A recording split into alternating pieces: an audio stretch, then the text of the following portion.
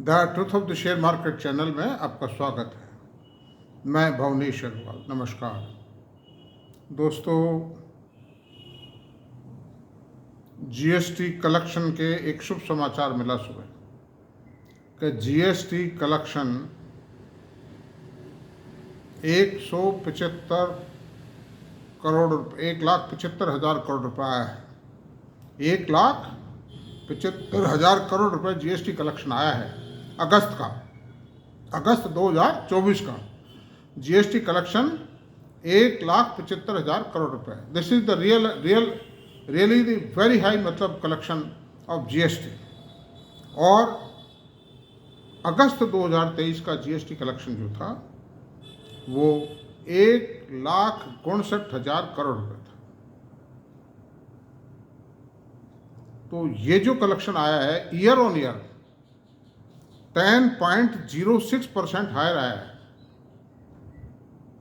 10.06% year on year GST का collection higher आना बहुत बड़ी बात है। हालांकि ये डेटा भी नहीं मिल पाए हैं कि सर्विस सेक्टर के कारण ये बढ़त आई या मैन्युफैक्चरिंग सेक्टर के कारण ये बढ़त आई, लेकिन या किसी और कारण से है। लेकिन मैं जहाँ तक समझता हूँ सर्विस सेक्टर तो अपनी जगह जहाँ है वहीं है। देखिए, टेलीकॉम सर्विसेज से बहुत बड़ा जीएसटी आता है, आईटी सेक्टर से बहुत बड़ा आता है, और जो मिसलेनियस छोटी मोटी सर्विसेज हैं उनसे भी जीएसटी आता है। लेकिन जो मेजर जो ग्रोथ दिखाई दे रही थी इन दिनों पिछले साल 4-6 महीने में, वो मैन्युफैक्चरिंग सेक्टर में दिखाई दी थी।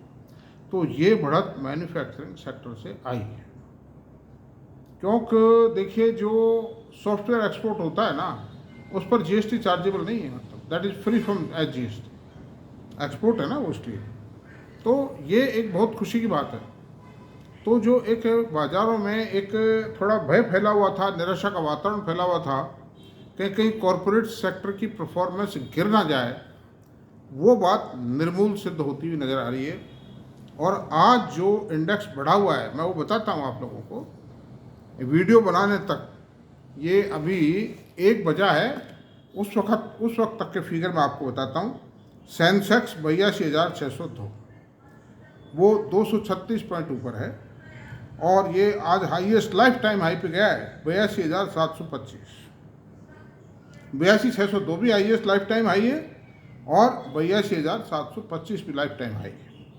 इस तरह से बाजार ने एक तरह से सलामी। अच्छा, निफ्टी की बात करते हैं। 25,294 है इस वक्त, 58.95 पॉइंट हायर है, प्लस में है, और ये 25,333 तक है। ये कुछ ज़्यादा टूटा भी नहीं, मतलब 5-10 पॉइंट टूटा है, कोई खास बात नहीं। बैंक निफ्टी जरूर down due to performance of the banks. 51,322 है, कोई ज़्यादा डाउन नहीं है, माइनस है 28.80। लेकिन ये भी 51,579 गया था, टिक नहीं पाया हर लेवल पे। It shows weakness in the banking sector. और मैं आपसे एक ही बात कहूँगा, देखिए इन बैंकों में तो आप टिके रहिए, जमे रहिए, लेकिन बड़े बैंकों में तो जमे रहिए। बड़े प्राइवेट कॉर्पोरेट सेक्टर बैंक जो प्राइवेट बैंक है उनमें जमे रहिए, हिम्मत के साथ टिकिए। बजाज फाइनेंस का क्या हुआ मतलब, और बजाज फिनसर्व का क्या था, नर्वस हो चुके थे ना लोग, लेकिन उसमें बढ़त आना शुरू हो गया due to quality of the management. और कॉर्पोरेट बैंक्स का मैनेजमेंट भी बहुत ही क्वालिटी मैनेजमेंट है। उनको वो एम्प्लॉयज़ हैं, जितने भी मैनेजिंग डायरेक्टर हैं, चाहे HDFC बैंक हो, चाहे ICICI हो, चाहे एक्सिस हो, और अब तो कोटक महिंद्रा बैंक भी हो, चाहे, वो सब एम्प्लॉय हैं। वो मतलब जो मैनेजिंग डायरेक्टर है, उनकी ड्यूटी परफॉर्मेंस देना नहीं होगा, निकाल देंगे उनको, मतलब they will be shunted out from the corporation. Honesty से अगर कोई बेईमानी करी, बेईमानी करने वालों का हश्र आप देख चुके हो। राणा जो कपूर साहब थे यस बैंक के, कितने टाइम से विद फैमिली जेल में बिराज रहे हैं, मतलब। तो ये पोजीशन है, इसलिए उनमें भी जमे रहिए। और मिड कैप की पोजीशन ये भी रेड में है, मतलब ये इकोनॉमी में ग्रोथ के सिंबल शो करता है। ये जो जीएसटी कलेक्शन शो कर रहा है इकोनॉमी में ग्रोथ को बता रहा है। लार्ज कॉर्पोरेट्स की ग्रोथ आ रही है, इसका मतलब ये है। और मिड कैप और स्मॉल कैप बनाई तो आग की तरह, शोले की तरह भड़कते थे। ये पिछले 1-1.5 हफ्ते से सुस्त चल रहे हैं। ये इंडिकेशन मिल रहा है कि small cap mid cap share जो हैं उसमें खतरे की घंटी है। तो मिड कैप 225 पॉइंट से माइनस है और स्मॉल कैप 19.50 पॉइंट से माइनस। निफ्टी आईटी पे आइए, this is my darling sector. 43,193 पे रन कर रहा है। This is life time high of the Nifty IT sector, Nifty IT index 405 point ऊपर है, ऊपर होता ही जा रहा है, ये नीचे आ ही नहीं रहा मतलब। और ये 43,299 तक गया हुआ है आपसे, यानी कि आप 106 पॉइंट और लगाइए, 511 पॉइंट ऊपर था ये मतलब, और हो जाएगा, ऊपर ही जाएगा एक बार। एचसीएल टेक्नो का रेट 1808 रुपये लाइफ टाइम हाई पर है। एलएनटी टेक्नो 57-97, ये भी लाइफ टाइम हाई पर है। और फार्मा सेक्टर भी रेड में है, 145.90 पॉइंट नीचे है। इसमें कोई खतरे वाली बात तो फिलहाल नज़र नहीं आ रही, लेकिन ये था कि बहुत महंगा हो गया था, इसलिए थोड़ा हल्का करेक्शन है, मिड टर्म करेक्शन है, ये मिड टर्म करेक्शन है, कोई खास चिंता की बात नहीं है। तो अब दोस्तों ऐसा है कि देखिए, परिणामों की जो समीक्षा का अवसर आएगा वो तो रिजल्ट आने के बाद ही आएगा, लेकिन जो आपके पास शेयर हैं स्मॉल कैप और मिड कैप, उनको बेचिए मत। मैं बेचने की नहीं कह रहा हूँ, मेरी रिकमेंडेशन कुछ भी नहीं है आपकी, मान लीजिए। मैं खाली पल्स पकड़ने की बात कर रहा हूँ, पल्स को कैसे चेक करें। अगर वो लगातार गिरता ही चला जाता है, लोअर टॉप लोअर बॉटम बनाता ही चला जाता है, तो अपने फाइनेंशियल एडवाइजर से बात करके उसके आउट होने की बात करें उससे, कि साहब इस शेयर से क्यों नहीं आउट हो जाए, बताएं साहब, थोड़ा गाइड करें मतलब। This is the position. और जो भी share higher top higher bottom बना रहा है, मेन चीज़ ये ग्राफ को देख लीजिए, क्योंकि रिजल्ट तो भी है नहीं, रिजल्ट तो पिछले ही है हमारे पास में, और हमको रिजल्ट कौन बताएगा, रिजल्ट तो बड़े बड़ों को नहीं मालूम नहीं पड़ते हैं। तो ये टेक्निकल जो पैरामीटर्स हैं वो काम देते हैं उसमें। 30 days moving average, 100 days moving average, 60 days moving average, RSI है ना, इन मूविंग एवरेज RSI, और ये मतलब देख लीजिए ग्राफ को अच्छी तरह से कि लोअर टॉप लोअर बॉटम और हायर टॉप हायर बॉटम, ये अगर बना रहा है उस हिसाब से निर्णय लेना पड़ेगा, और कोई तरीका नहीं है। और सारा मत बेचिए, अगर बहुत अच्छा शेयर है तो ऐसी कोई बात नहीं, बढ़े भी रही है, एक आध क्वार्टर कमजोर रह जाएगी रिपोर्ट, क्या फर्क पड़ता है। लेकिन अगर थोड़ा कमजोर प्रवृत्ति का शेयर है, एक जनरल सेक्टर्स का कोई हाई टेक्नोलॉजी का शेयर है, डोंट सेल दैट, मत सेल, बेचिए उसको। लेकिन अगर कोई जनरल सेक्टर है, जैसे इंफ्रा है, मेटल है, जैसे मैंने बताया था गोदावरी का एक एनालिसिस किया था मैंने, मेरे एनालिसिस के पहले भी वो गिर चुका था, मेरे एनालिसिस के बाद भी वो कहीं उठ नहीं पाया वो शेयर, मतलब गिरता ही जा रहा है, because there was a big manipulation in the balance sheet of the company.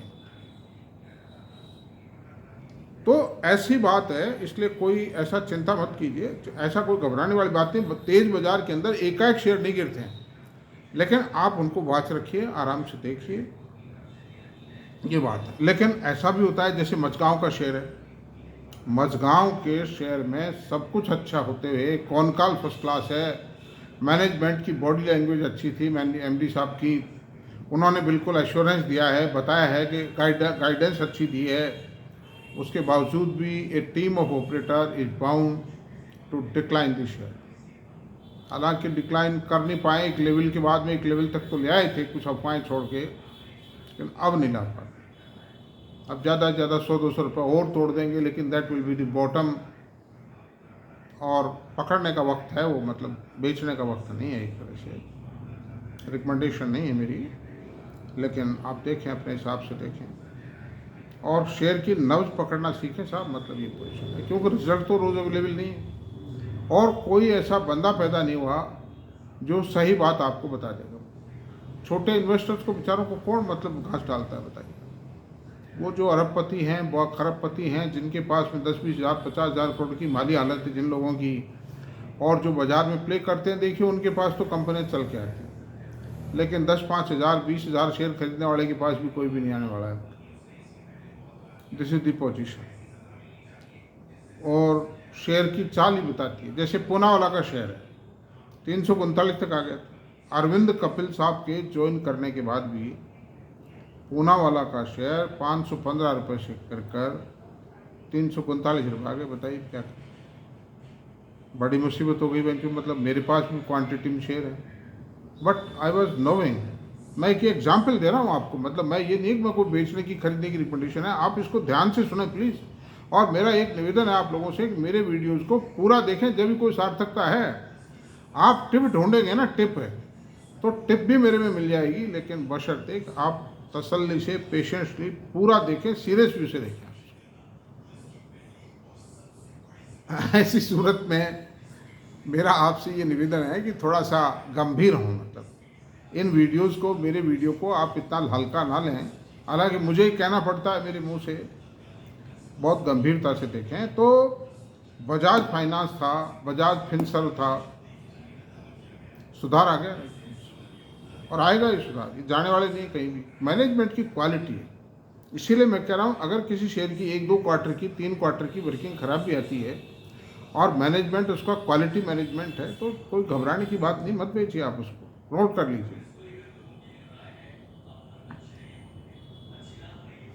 Compounding benefit जब भी मिलेगा आपको, जब आप लंबे टाइम किसी शेयर को होल्ड करें। कंपाउंड बेनिफिट लेने के लिए लोहे का सीना करना पड़ेगा, पत्थर। और लेकिन उसके लिए ये भी ज़रूरी है कि अच्छे मैनेजमेंट के अच्छे शेयर करें।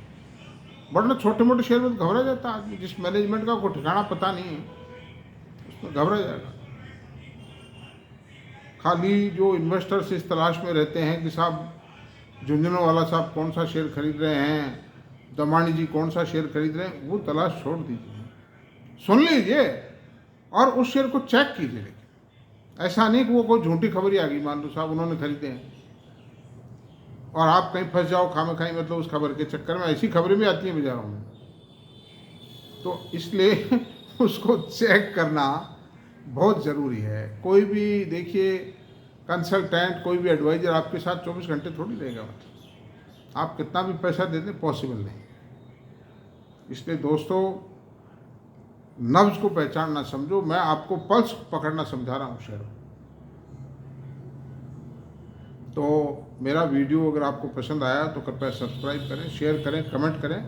Thank you very much. आज इतना ही रहने देते हैं, कल मिलते हैं। Thank you very much.